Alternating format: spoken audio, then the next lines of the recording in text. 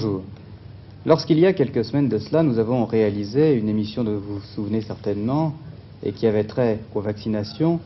Beaucoup d'entre vous ont été sensibilisés par la présence d'un invité qui, vous vous en souvenez également, avait fait quelques réserves concernant les vaccins et leur application. Il s'agissait de M. Marchesso, que je vous avais présenté alors comme étant le président de la Fédération nationale de naturopathie ou des naturopathes. Vous avez été nombreux à nous écrire pour nous demander, et c'était bien normal, qu'est-ce que la naturopathie, et vous nous avez demandé également de faire une émission. Eh bien, le moment est arrivé, nous allons parler aujourd'hui de naturopathie, et je vous présente de nouveau donc M. Marchesso, avec lequel nous allons parler non pas de vaccins, mais de cette discipline dont il se fait le promoteur en France. Et puis, nous avons avec nous également un membre du Conseil de l'Ordre des médecins que vous connaissez également, il s'agit de Dr Moulin, dont la mission aujourd'hui sera surtout de contrôler les déclarations de M. Marchesso et en tout cas de vous faire connaître ce qu'il faut penser de la naturopathie et de ce que la loi et le Conseil de l'Ordre des médecins pensent de cette discipline. Alors, bien sûr, vous avez, je vous le disais tout à l'heure en commençant, été nombreuses à nous écrire, et il y a avec nous aujourd'hui, autour de Christine Cardinal, nos amies téléspectatrices. Mais il y a également aujourd'hui un téléspectateur, car, une fois n'est pas coutume, vous avez été nombreuses à nous écrire, mais il y a eu aussi beaucoup de messieurs pour nous écrire, beaucoup de téléspectateurs. Alors nous avons pensé qu'il était nécessaire aujourd'hui de faire parler les hommes. Bien oui, à côté de moi, tout à côté de moi, Madame Mercier. Madame Mercier est très intéressée, je crois, par la naturopathie. Pourquoi avez-vous souhaité participer à cette émission, Madame? Bien parce que je ne connais pas exactement la différence qu'il existe entre la naturopathie et la diététique. Oui. Et j'aurais aimé savoir exactement quelle différence il existait. Vous avez l'intention de pratiquer, de devenir une adepte de cette hygiène alimentaire? Peut-être, si je suis séduite, oui. Vous êtes tentée toujours? Un petit peu. À côté de Madame Mercier, Madame Foineau. Madame Foineau, elle, est tout à fait au courant, elle sait très bien de quoi il retourne, puisqu'elle pratique la naturopathie. Voulez-vous nous expliquer dans quelles circonstances, Madame, vous avez rencontré la naturopathie? Eh bien, j'ai été malade et j'ai connu un hygiéniste qui m'a conseillé et j'ai retrouvé, je pourrais dire, la santé grâce à cet équilibre qu'il m'a redonné, enfin il m'a guidé dans un équilibre alimentaire qui m'a redonné la santé. Vous étiez très malade? Ah oui, très malade. Vous m'avez dit tout à l'heure quel était votre poids à cette époque? 36 kilos, je faisais à peu près 36 kilos parce que j'avais fait des bêtises, aucun médecin n'arrivait à me soigner. Alors j'avais essayé par moi-même, naturellement j'ai fait des bêtises, oui. Parce que je ne pouvais pas. Et cet hygiéniste m'a bien conseillé. J'ai retrouvé un équilibre à tout point de vue. Et cela se passait il y a combien de temps? Une année à peu près, il y a à peu près une année, oui, de cela. Monsieur Nuccio, lui, sans raison, pratique cette hygiène alimentaire, sans raison spéciale, je veux dire. Vous n'avez pas été malade, vous n'avez pas voulu vous sauver d'un grave péril, monsieur. Non. Pourquoi est-ce que vous pratiquez cette hygiène-là? J'y suis arrivé par une recherche personnelle et surtout après la lecture d'un bouquin qui s'appelle quelque chose comme Les compatibilités alimentaires de Shelton et qui explique le fonctionnement de la digestion et qui par là pose un certain nombre de conclusions qui m'ont fortement intéressé et que j'ai appliquées. Mais que j'ai appliqué un peu trop brutalement, ce qui m'a amené à voir un naturopathe qui, lui, m'a conseillé et m'a tempéré, quoi. Et surtout, m'a expliqué qu'il était très difficile de se connaître, donc de trouver le régime qui nous était approprié, d'abord à chaque individu et en plus, selon les circonstances de la vie. Cette rencontre avec ce livre de Shelton remonte à quelle époque? Un an et demi. Et vous voyez un naturopathe depuis combien de temps? Oh, il n'y a pas longtemps, il y a un mois ou quelque chose comme ça, quoi. Mais j'en ai entendu parler un peu avant, j'ai suivi un certain nombre de conférences et philosophiques et traitant d'un certain nombre de choses, mais qui toutes se rejoignent, quoi. C'est toujours pareil. Madame Pinson, vous aussi, vous êtes une adepte de la naturopathie et je crois que pour vous, l'aventure commence par une grave maladie de votre mari. Oui, il y a 4 ans que nous connaissons la naturopathie. Pour remonter un peu plus loin, mon mari a pris une première crise de goutte il y a 8 ans. De goutte? Oui. C'était la première. Et la situation s'est détériorée de plus en plus chaque jour. Et au bout de 4 ans, il était arrivé à avoir des crises à la fréquence de 1 ou 2 par semaine. Oui. Je vous laisse à penser dans quel état il se trouvait. Oui. Il avait consulté des homéopathes et des allopathes. Évidemment, les uns comme les autres arrêtaient la crise, mais ils ne supprimaient pas le mal. La crise revenait. Nous ne savions plus à quel sein nous vouer. On nous avait enseigné différents Je ne trouve plus le mot. Soufflez-le-moi. Des trucs, des... Des guérisseurs. Des guérisseurs. Nous n'avons voulu en voir aucun. Jusqu'au jour où on nous a conseillé un naturopathe. Et les renseignements fournis sur ce monsieur étaient tels qu'ils nous ont incités à aller le voir. Pourquoi n'avez-vous pas pensé qu'un naturopathe, c'était un guérisseur? Ben, personnellement, je fais une grande différence. Je crois que ce sera un des points sur lesquels nous allons... Oui. Nous ne serions pas allés vous consulter un guérisseur, mais par contre un naturopathe. Et nous nous en trouvons fort bien, puisque depuis 4 ans que mon mari a été vu par ce naturopathe, mon mari n'a pas eu une seule crise de goutte. Et ce, uniquement par des conseils de diététique, c'est-à-dire une discipline alimentaire et des histoires de plantes aussi. Des bains... Au point de vue, oui, il lui avait donné des extraits de plantes, des choses comme cela. Enfin, des choses tout à fait naturelles. Mais surtout, madame, une discipline alimentaire, des conseils diététiques. Voilà. Et vous-même, madame, est-ce que vous suivez Alors ce moi régime? aussi, il y a 2 ans, j'ai fait une dépression nerveuse. J'avais consulté un docteur de médecine générale qui était psycho... C'était pas encore le mot. Et il m'a... Après un long interrogatoire et des tests, il m'a dit « Je ne peux rien pour vous ». Il m'a cependant donné 2 médications. Je les ai achetées et j'étais impressionnée par cette grande bande rouge qu'il y avait sur les boîtes. Oui. Je suis curieuse de nature, j'ai ouvert ces boîtes, j'ai lu les notices, et puis mon réflexe a été de mettre ces 2 boîtes dans le vide d'ordures. Je l'avoue, je le confesse. Alors je ne peux pas dire que ces remèdes m'ont fait du mal. Oui. Je ne les ai pas pris. Et me souvenant des bons résultats obtenus par mon mari, j'ai pris rendez-vous auprès du naturopathe. Oui. Et voyez-vous, j'ai retrouvé mon équilibre et tout mon tonus, grâce à lui. Mais on ne peut pas dire que la médecine traditionnelle ne vous a pas sauvé, puisque Ah, vous pas ne du l'avez tout. pas essayé. Et je tiens à dire ici, et publiquement, que j'ai un grand respect, une grande admiration pour tout le corps médical. Et j'ai eu moi-même 3 opérations et j'ai eu qu'à me louer des chirurgiens qui m'ont opéré. Et j'entretiens les meilleures relations avec le corps médical et où je compte de très bons amis. Je crois que c'est sur ce point, Gilbert, que nous allons... Je crois qu'il faut commencer par essayer de comprendre. Et on va tout de suite demander à M. Marchesso si la question se pose. Pour qu'elle Oui, soit elle se claire. pose la question. Est-ce que la naturopathie, Oui. c'est une médecine parallèle? Non pas, non pas. C'est une forme de vie qui permet de rester en bonne santé à l'aide des agents naturels. Ça n'a rien à voir avec une thérapeutique quelconque. Ça, nous sommes très formels dans nos groupes. Nous défendons à nos membres, praticiens ou autres, de faire de la médecine. La médecine est définie par la loi, c'est clair. Hein. Qui se livre à un diagnostic et qui donne conseil, un remède spécifique en fonction du diagnostic, fait de la médecine. Alors que fait Le naturopathe ne fait pas cela.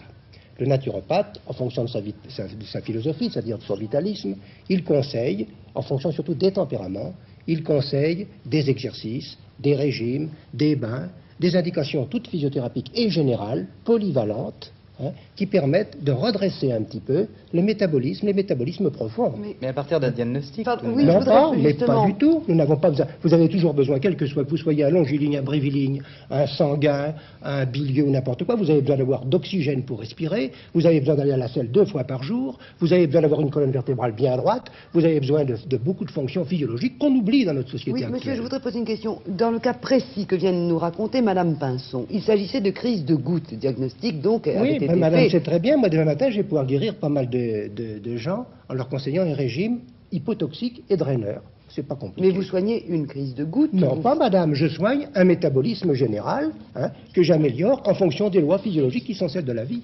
Vous avez écouté madame, quand vous balayez votre pièce, hein, il n'y a qu'une seule façon de balayer votre pièce, c'est de prendre la poussière avec un balai et de l'envoyer par les fenêtres et les portes. Hein. Si vous voulez faire de la santé, il n'y a qu'une façon, c'est d'entraîner les cols et les cristaux, c'est-à-dire les métabolismes, les métabolites, qui sont des déchets, des résidus de vos combustions internes, les expédier dehors par les 4 émonctoires. Et vous avez le service voulu. C'est-à-dire, vous avez la peau avec ses glandes, les glandes sébacées, sudoripares, la couche basale, vous avez les reins, vous avez le foie et l'intestin, et vous avez les poumons. Faites marcher tous ces 4 émonctoires, sans savoir ce qu'il se passe. Attendez, je réponds là d'une manière précise à ce que vous demandiez au sujet du diagnostic, parce qu'il y a des réserves à faire. Hein. Mais d'une façon générale, en ce qui concerne les gens en bonne santé, nous réussissons à les améliorer encore considérablement. Et si par malchance, il faut le dire, hein, une thérapeutique médicale a été mal appliquée, c'est possible, nul n'est infaillible, n'est-ce pas, hein, et que ces dames aient souffert d'une mauvaise médication ou d'une médication un peu abusive ou d'un médecin pressé, c'est la vie, vous savez. Hein. Il y a des couturiers qui sont mal habillés ou des chausseurs qui sont mal chaussés. Hein. Eh bien, que ces dames, dégoûtées un petit peu, aient trouvé un allopathe qui leur conseille une bonne réforme de vie et que ça cadre avec l'ensemble de leurs dispositions, c'est la réussite. Hein. Mais cela ne veut pas dire que l'allopathie soit à rejeter définitivement et que dans l'avenir, il n'y aura plus que des naturopathes. Ça n'est pas vrai. Nous serions fort embarrassés de la situation. Hein. Oui. Je vais demander tout de suite l'avis du docteur Moulin. Je crois que la médecine est une chose et que la naturopathie, que j'aimerais mieux appeler naturologie, en est une autre. Car ce que nous dit M. Marchesso, c'est la description d'un certain nombre de mesures d'hygiène qui sont ou de l'hygiène alimentaire ou de l'hygiène de la peau ou de l'hygiène du bon fonctionnement de l'intestin, par exemple, qui effectivement permettent à l'organisme de mieux se porter, de mieux se développer. Mais il y a tout de même une distorsion entre ce que disait M. Marchesso et ce qu'a dit Mme Pinson, car Mme Pinson nous a bien expliqué un cas de goutte. Or, il est bien certain que la goutte se traite, et ceci médicalement, par un régime approprié. C'est la base du traitement de la goutte, et d'autre part par un médicament qui, à mon avis, est un extrait végétal qui est la colchique, la colchicine. Donc je pense que là, le naturopathe qui a fait tout de même de l'exercice illégal de la médecine, en prescrivant un traitement, a en fait repris les notions habituelles du traitement de la goutte, c'est-à-dire le régime d'un côté, et d'autre part, probablement, il a utilisé quelque chose qui devait être à base de colchique. Je ne pense pas. Non, docteur. Ah oui, non, mais je ne discuterai pas sur le cas particulier, car tous les cas particuliers ne peuvent se discuter que sur dossier. Dans nos services et dans nos conférences, bien défendu de servir en phytothérapie des plantes toxiques.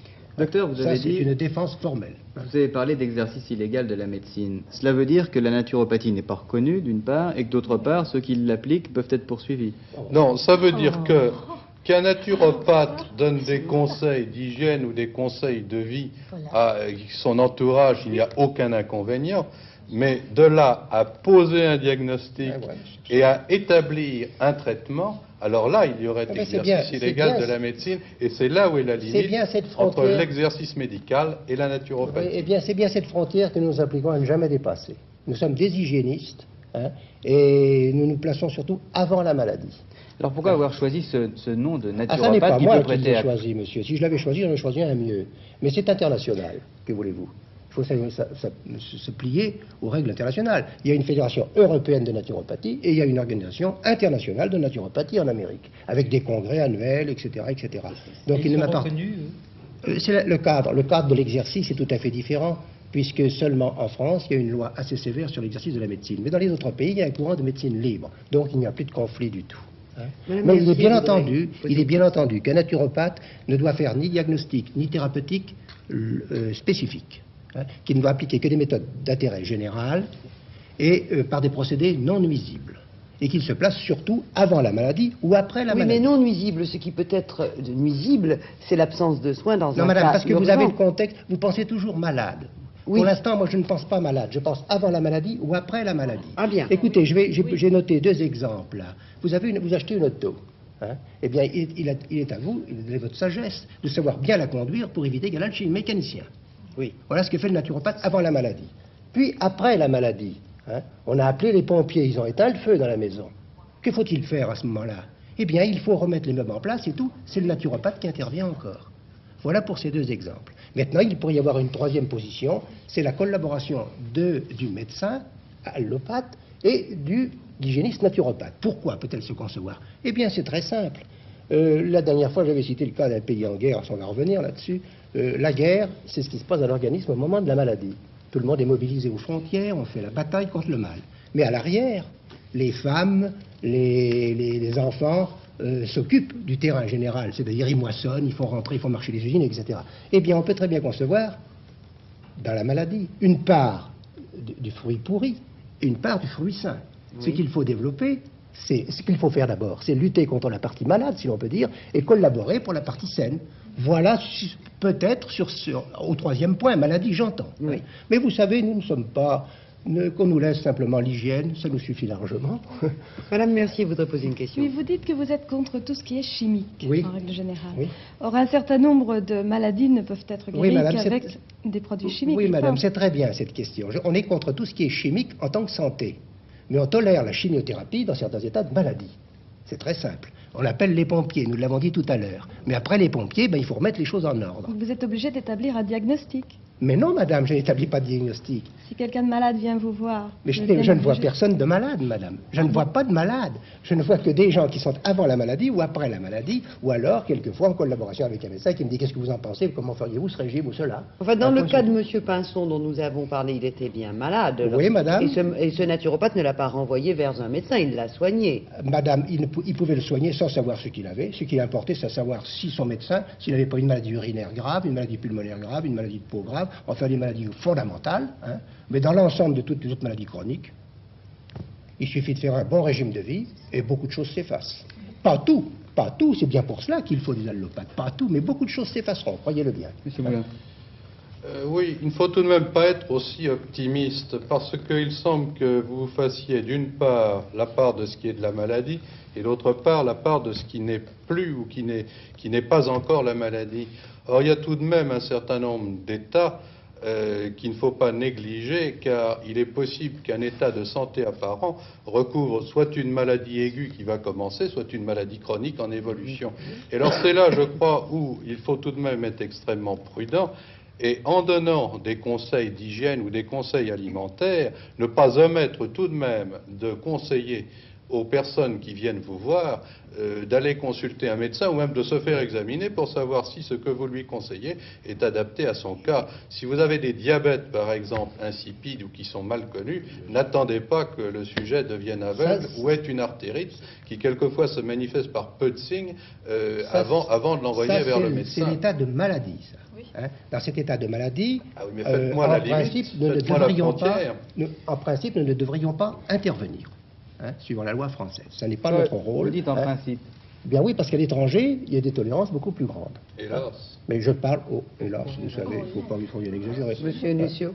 Oui, pourquoi hélas, oui. Oui, pourquoi Pourquoi hélas? Parce que moi je crois que la médecine française est suffisamment bien organisée pour justement permettre aux gens d'accéder aux soins dans les meilleures conditions et de ne pas risquer de tomber entre les mains, je ne parle pas pour les naturopathes, mais d'un certain nombre de charlatans qui se considèrent presque comme des médecins, alors qu'ils n'ont ni la culture scientifique, ni les qualités diagnostiques ou thérapeutiques pour faire des médecins.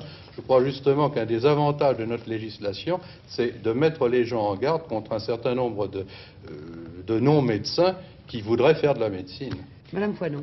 Oui, alors à ce moment-là, moi qui étais tout le temps malade, je peux dire presque tout le temps, j'ai fait du rachitisme, j'ai fait des bronchopneumonies, j'ai fait de la dépression, j'ai fait de l'amaigrissement, des troubles digestifs en permanence. Comment expliquer qu'après avoir retrouvé un équilibre uniquement par l'alimentation, j'appelle en bonne santé? C'était bien un déséquilibre alimentaire. Je vous ai dit tout à l'heure que je ne répondrai sur aucun cas particulier. Je ne suis pas là pour donner une consultation. C'est net, là c'est net.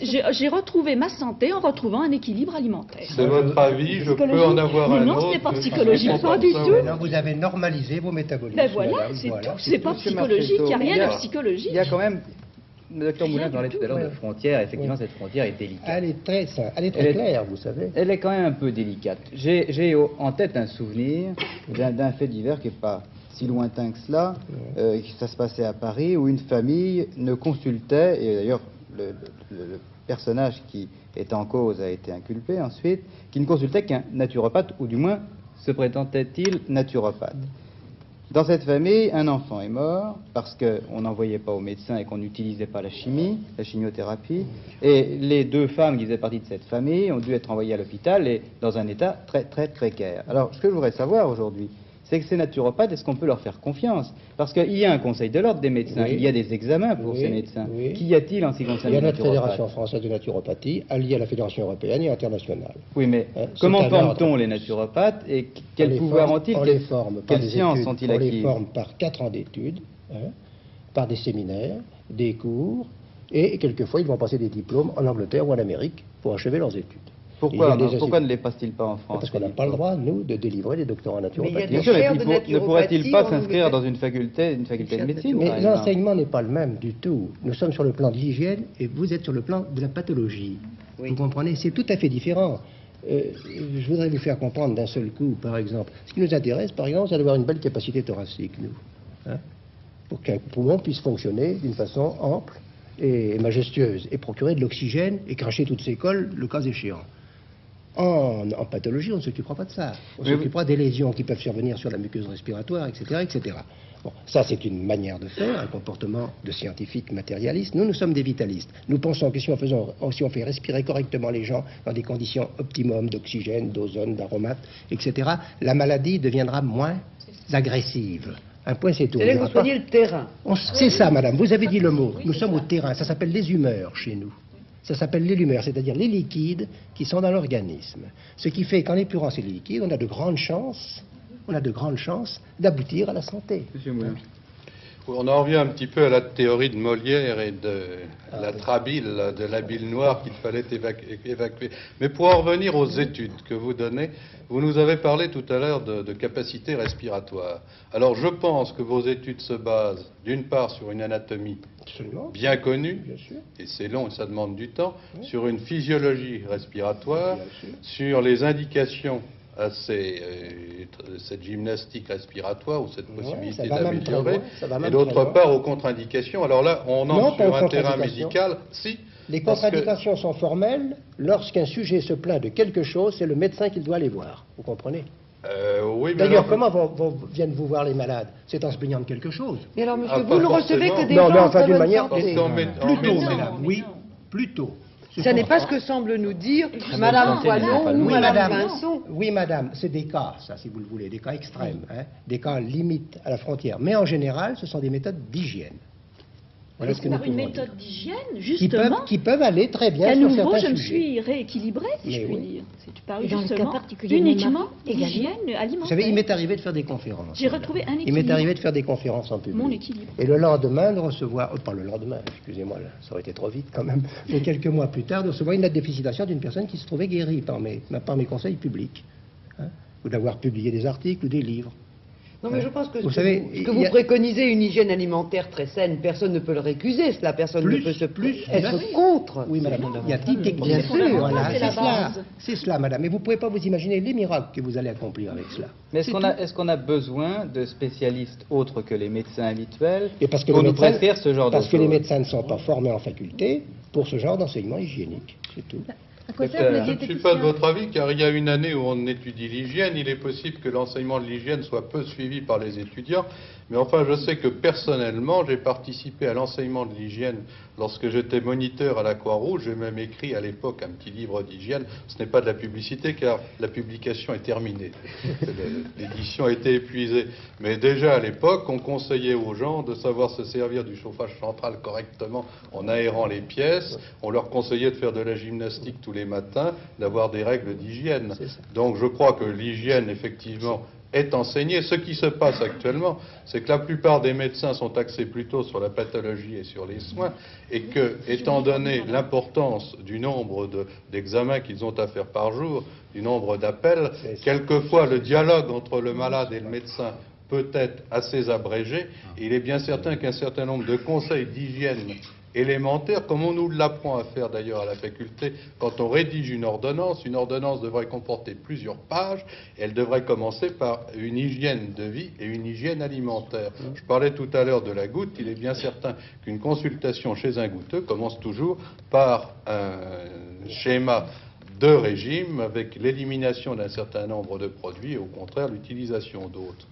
Quelque chose m'intéresse beaucoup, moi, c'est le cas de M. Nuxio, qui est précisément le cas type dont nous parle M. Marchessault, puisque ce n'est pas un malade, et qu'il a décidé tout soudain de pratiquer la naturopathie. Est-ce qu'il ne pouvait pas tout seul, et je crois que c'est là que M. Marcheseau pourrait nous répondre de façon intéressante. Est-ce qu'il ne pourrait pas tout seul décider de ne pas boire d'alcool, de ne pas manger de plats trop cuisinés? C'est une chose que l'on peut faire sûr, madame, il y a seul. beaucoup de gens qui le font Mais spontanément. alors, comment le C'est naturopathe difficile. l'aide-t-il à ce Eh bien, moment-là? par ses conseils, par ses articles, ses conférences, ses lectures qu'il peut vous transmettre. Parce que Vous savez, c'est un tout. Par exemple, prenons la diététique. D'ailleurs, la diététique est très mal nommée. C'est la nutrition qu'il faudrait dire. Non Parce que c'est l'art de vivre, et la diététique, c'est une éthique de la diète, c'est l'art de jeûner. C'est tout à fait différent. Mais enfin, vous avez là toute une gamme de méthodes. Vous avez les régimes secs, vous avez les diètes sèches, les diètes humides, vous avez les monodiètes, vous avez les régimes balancés, les régimes dissociés de Shelton, dont vous nous parliez tout à l'heure. Hein.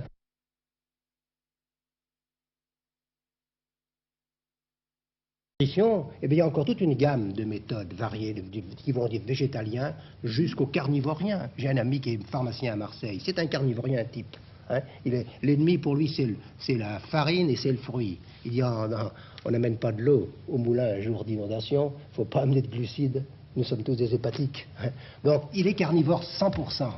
Hein, il a sa théorie, ça vaut quelque chose. Et puis un autre sera végétarien, un autre sera crudivorien, fruitarien, céréalien. Il y a donc tout un éventail. Et mon rôle à moi, hein, enfin au rôle des naturopathes, c'est de rassembler tout ça, hein, de le disséquer, de voir ce que ça peut contenir, et l'avantage qui convient pour chacun des sujets en fonction de leur tempérament, surtout. Voyez-vous. Et les tempéraments, c'est très facile à délimiter, madame. Oui. Hein. Vous avez deux types de tempéraments. Celui qui va se rétracter à longueur de sa vie, qui va finir un petit vieux bien sec, et celui qui va se dilater et s'arrondir. Vous êtes un monsieur qui se dilate, un digestif qui se dilate.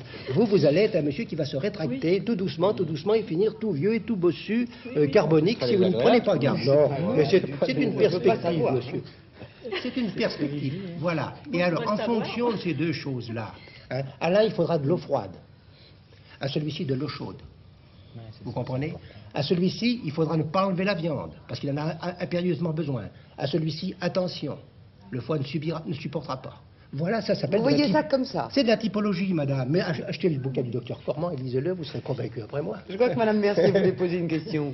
Est-ce que vous ne prescrivez pas des médications? Ah non, madame, c'est pas de mon rôle. Vous n'utilisez Ah non, madame. aucune plante, aucune...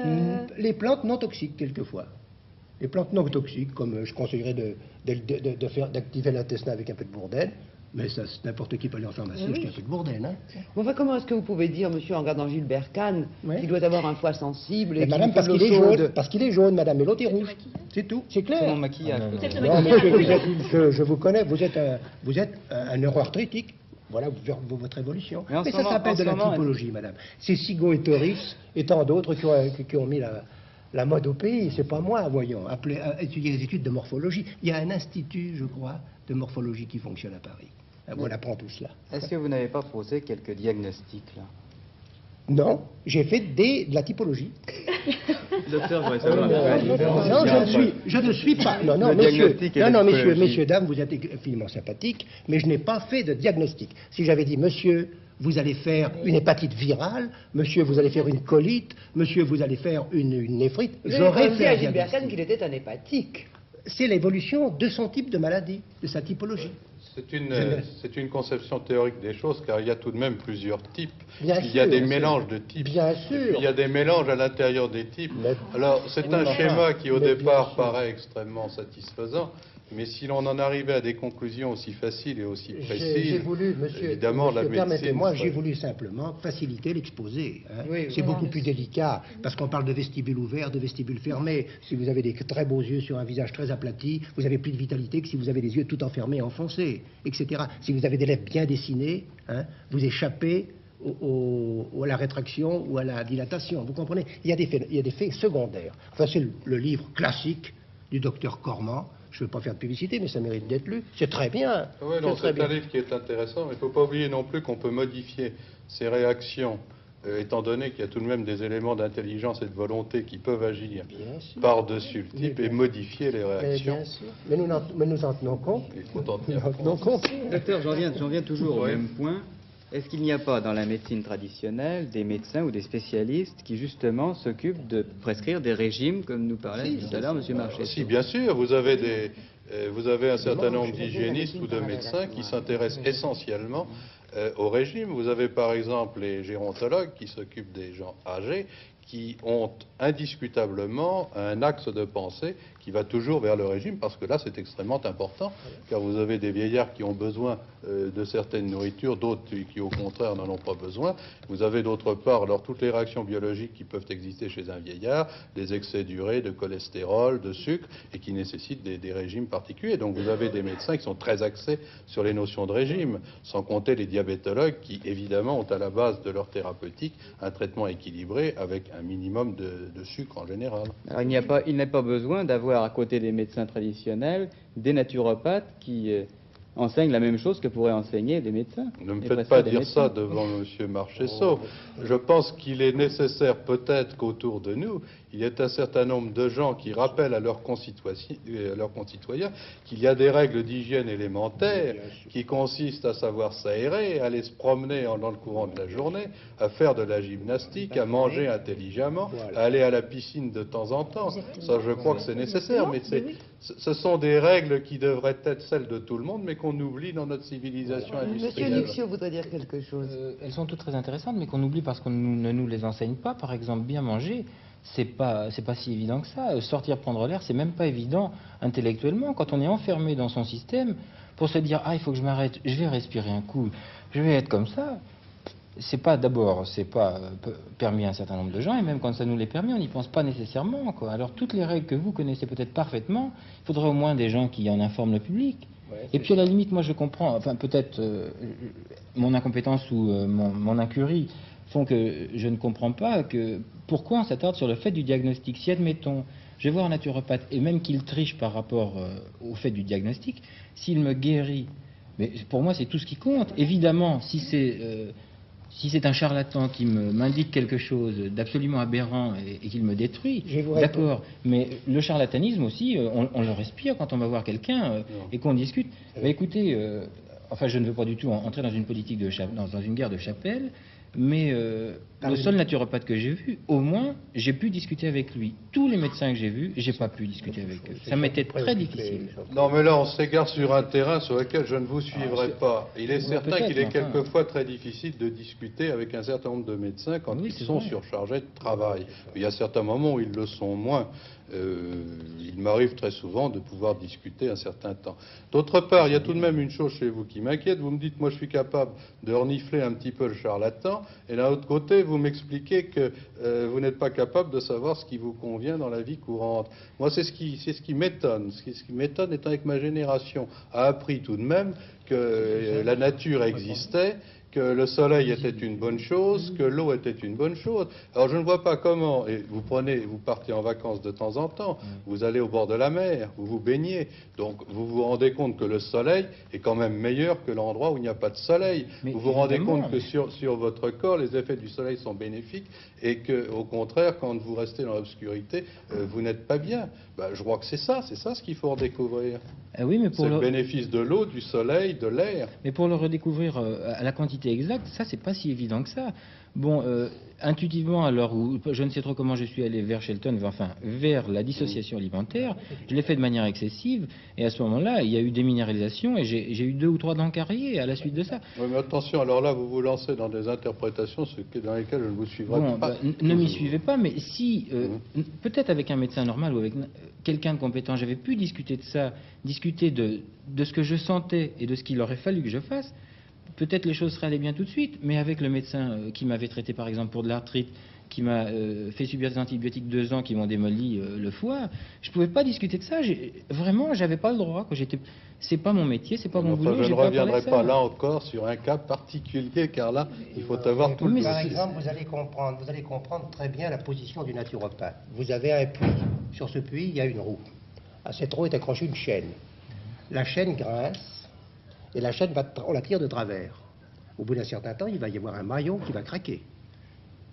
La thérapeutique, le diagnostic, c'est de rechercher le maillon qui claque et de le changer. Pour nous, on dit attention, la roue va de travers, on tire la chaîne de côté, il faut tirer tout dans l'axe, et on met tout dans l'axe, et on n'a plus besoin de changer les maillons. Voilà ce que je voulais vous dire, en clair. Hein. Ouais, mais si le maillon est rouillé, il cassera Bien quand sûr, même. mais je n'ai pas dit... Mais non, c'est encore une fois de plus un effort pour me faire comprendre et faire comprendre nos positions respectives. Hein. Hein, c'est une image. Hein. Elle n'est pas totale, elle ne va pas à fond. Non, mais ça suppose un double examen, l'examen des maillons d'une part, et d'autre part l'examen de l'axe de la roue, l'un n'empêchant pas l'autre. Oui, et c'est pour ça que la collaboration entre allopathe et naturopathe est tout indiquée. Je voudrais poser une question à Madame Foinon et une question à Madame Pinson. Vous d'abord, Madame, est-ce que vous voyez un médecin allopathe de temps en temps depuis que vous êtes soignée par... Je vois un hygiéniste. Vous voyez votre hygiéniste oui. Et vous, Madame, vous Depuis avez une année, de voir un C'est médecin. mon mari. Votre Vous en parlez hygiéniste. de mon mari. Vous ne voyez Mon plus de mari médecin, n'est-ce pas? Ah, moi, je n'en vois plus de Pourquoi médecin. Non, Madame Foinon n'en voit N'en plus. voit Alors plus. vous, Madame, vous en Pourquoi? voyez. Mais bien, il ne s'agit pas de moi, il s'agit du cas que je vous ai présenté. Il Votre concerne mon mari. mari. Si, bien sûr, mon mari continue de voir le docteur. Il continue de voir son médecin. Oui. Pour les mêmes raisons, pour la même maladie? Mais mon mari n'a plus de goutte, madame, depuis 4 ans, je vous l'ai dit. Il l'a vu pour d'autres choses. Donc, il a besoin de son médecin. Mais Parce que je je ne n'ai comprends pas jamais nié. d'ailleurs. Moi, je n'ai plus besoin Mais de c'est C'est intéressant de nécessaire. demander à Madame Foinon pourquoi elle nous dit ça. Oui, Pas justement, parce elle que ne comprend les- pas. aucun médecin, depuis des années, aucun médecin n'arrivait à me redonner cet équilibre que je recherchais depuis tout le temps. Et c'est avec cet hygiéniste que j'ai trouvé. Donc je n'ai plus besoin d'aller voir un médecin. Je sens que je n'en ai pas besoin. Et si vous étiez à nouveau malade, Madame, Mais, que écoutez, me plaise, je pense- vous je ne- iriez Non. spontanément vers votre hygiéniste. Ah oui. Ah oui, parce que je ne pense pas qu'un médecin maintenant pourrait me guérir. Oui. C'est Mais impossible. il ne faudrait pas qu'il outrepasse sa fonction. Ah bien sûr, Voilà, bien sûr, voilà, ah, tout bien est là. sûr. Enfin, normal, disons en principe, cet hygiéniste devrait suffire maintenant pour les petites indispositions bénignes que je pourrais avoir, car je ne devrais pas avoir de grandes Oui, c'est le maladies. stade avant la maladie. Pensez Oui. que vous êtes Très Je ne bien. devrais pas avoir. complètement remise d'aplomb. Je ne peux pas l'affirmer, on ne peut Non, pas mais je dis, affirmer. vous hein. pensez. Je pense que je suis remise. Est-ce que vous avez fait oui. faire des contrôles Ah oui. médicaux Avant, j'avais fait Après. faire des contrôles. Mais après, depuis que vous êtes, Oui, j'en ai fait faire un justement pour une histoire de sport, de gymnastique, un peu de jambes, et j'avais été obligée de faire des analyses, et tout va très bien, évidemment. Et Tout tout va est très normal, bien. tout est normal. bien par sûr. rapport aux examens qui avaient C'est été faits ça. avant que vous ne soyez traité, Exactement. il y a eu un gros Un changement. gros changement. C'est-à-dire tout est redevenu normal. Non, il s'agissait d'analyse de sang. Oui, de toutes sortes, analyse de sang, analyse urique, enfin, je sais trop ce que l'on Et fait. les chiffres étaient différents avant et après. Je ne peux pas vous donner des faits absolument précis. Mais Oui, enfin, bien moi, sûr. disons, instinctivement, je le ressens déjà. Ah oui, l'instinct est une chose et les faits Ah sont une non, autre. non, pour moi, c'est très important. Ah oui, non, mais Parce que que- vous vous sentiez bien C'est et en ça. bon équilibre, c'est Eh ben, je me certainement sens guérie, l'essentiel. donc j'estime que C'est certainement par rapport à l'essentiel. toutes ces années où j'étais Pour tout le vous. temps malade, j'estime qu'il y a donc une... Ah oui, non, mais certainement, énorme. là, il y a un très bon Voilà. équilibre. Voilà. Je n'irai pas dans votre interprétation. D'autre part, il serait intéressant de pouvoir comparer les chiffres de laboratoire avant et les chiffres que vous auriez maintenant pour voir s'il y a une différence. Et à la lumière de ce que vient de dire Madame Foinon, il y a quand même un côté dangereux à ce que représente votre groupe. Oui, quand on se permet de dépasser la frontière qui est la nôtre. Oui, en mais quelque Madame sorte. Foinon, qui a apprécié le Elle traitement était- qui lui a été donné, Oui, mais nous elle dit avait déjà- aujourd'hui, elle avait- je préfère aller voir mon hygiéniste que d'aller voir un Oui, médecin. Madame Joannon se trouve dans le cas spécial de la dame qui a subi de nombreuses médications et vu Oui. pas mal de médecins et qui est un peu découragée. Ben oui, en quelque exactement, sorte. c'est Voilà. ça. J'ai été Alors, découragée. elle a dit à quoi Exactement. elle a été vers le naturopathe, lequel lui a dit En allez donc désespoir, hein. Il se peut que ce naturopathe lui allez donc voir votre médecin. Elle a dû dire madame, mais j'en ai déjà vu assez de médecins. C'est sans doute ce que vous avez dû dire. exactement. Alors le naturopathe s'est permis. Je n'y croyais pas, hein. Je s'est n'y croyais per- pas du tout à s'est ce- permis, cette madame, de hygiène. vous donner une méthode d'hygiène générale qui vous a réussi. Oui, bah oui. Il n'y a pas de quoi fouetter un chat, moi je trouve ça très bien. Est-ce Hein. qu'il y a des médecins dans votre groupe? Moi j'avais déjà mon dernier conseil d'administration, j'avais 4 médecins allopathes qui étaient mes vice-présidents. Ils ne le sont plus maintenant, j'ai simplement un seul médecin comme vice-président maintenant. Les autres ont monté un groupe parallèle de thérapeutique naturelle. Ils étaient libres d'organiser leur entreprise comme ils l'entendaient. C'est-à-dire j'ai qu'à un eu moment, de- ils vous ont rejoint. Oui, puis après ils se sont séparés. de Ils se moi sont séparés pour... faire davantage de médecine, alors que moi je voulais rester sur le plan de l'hygiène, c'est tout. Mais à l'époque où ils étaient avec vous, monsieur, c'est qu'ils considéraient que votre enseignement Était pouvait valable. être complémentaire Oui, de... oui, madame. Mais nous avons des conférences annuelles et des congrès internationaux. Il y a plein de médecins, des Allemands, des professeurs de faculté et tout. Hein. La naturopathie n'est pas une petite chose, vous croyez-le bien. Hein, il n'y a qu'à lire Shelton et vous comprendrez. Il n'y a qu'à lire le docteur Carton, qui est un Français.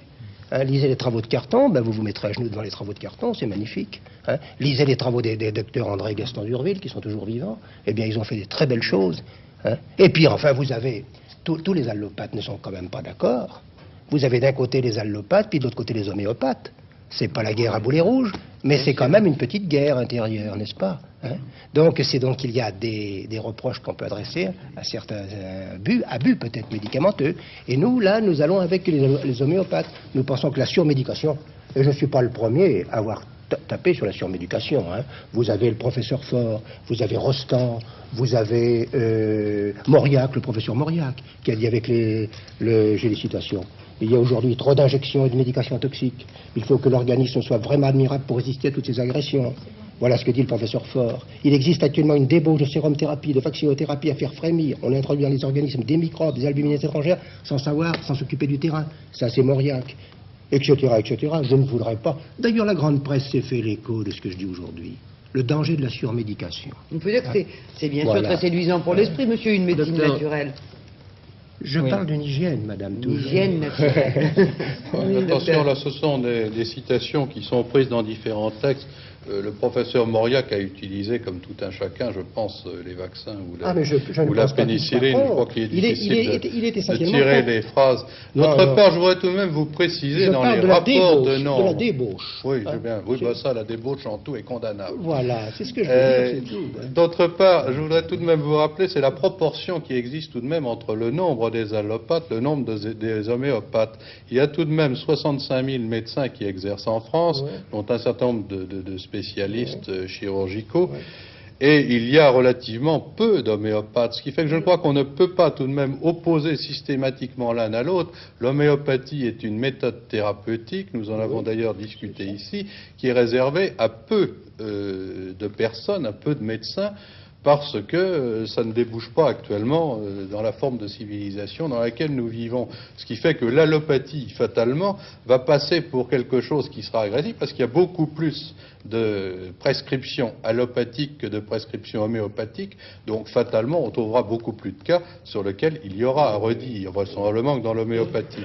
Mais je ne crois pas qu'il faille opposer ces deux méthodes, car vraiment la façon de pratiquer habituelle en France, c'est tout de même la pratique de l'allopathie. Oui, alors que l'on ait des compléments homéopathiques, et là nous discutions de l'homéopathie sur ce plateau il y a quelque temps, ce qui serait intéressant, c'est de comparer, en ayant des cas similaires, les possibilités de l'homéopathie par rapport aux possibilités de l'allopathie, et éventuellement d'avoir des possibilités de comparaison sur le plan scientifique, avec des méthodes qui utilisent, par exemple, des méthodes comme la vôtre, c'est-à-dire des régimes, des méthodes naturelles, mais sans pour cela négliger le côté scientifique, c'est-à-dire que le malade souhaite pas, la personne malade ou non malade soit examinée à fond, c'est-à-dire qu'on élimine toute cause de maladie qui ne soit pas connue et que l'on puisse donner les traitements appropriés et qu'on puisse donner surtout ces traitements naturels et les comparer éventuellement à des traitements allopathiques ou homéopathiques. C'est un complémentarisme, mais ça n'est pas un antagonisme.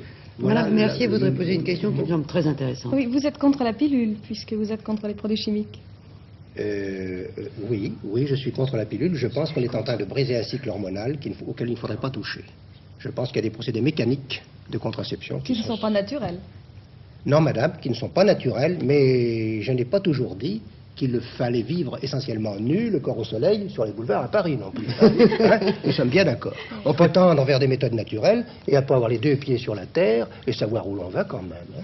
Je crois qu'il est temps pour nous de conclure. Cette conclusion, je voudrais quand même la demander au docteur Moulin. Je voudrais qu'à la lumière de ce qui s'est dit ici, des cas qui ont été présentés par nos téléspectatrices, par les arguments qui ont été présentés par M. Marchessault, vous tiriez un petit peu la conclusion et que vous mettiez peut-être, sinon en garde, que vous expliquiez clairement aux gens devant quel tableau ils se trouvent et quel choix ils ont à faire.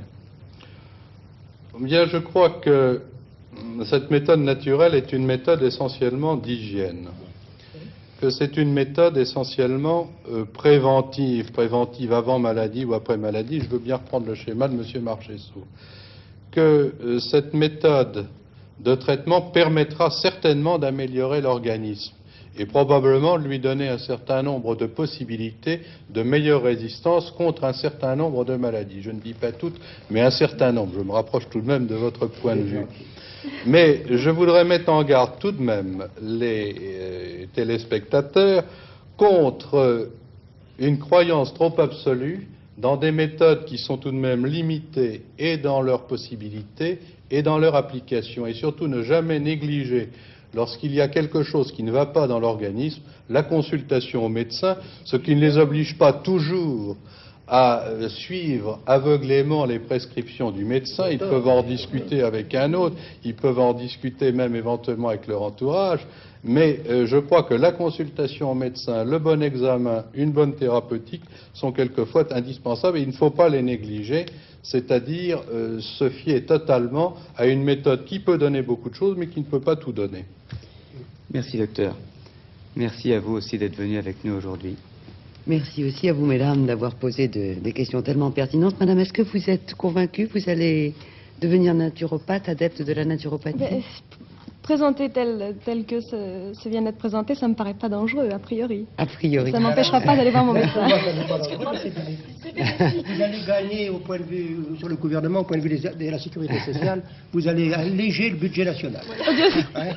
Eh bien, cette émission, vous nous l'aviez demandé, nous vous l'avons donnée. Nous espérons que nous avons répondu à toutes les questions que vous vous posiez sur le sujet. Nous vous souhaitons de passer une excellente après-midi. Au revoir.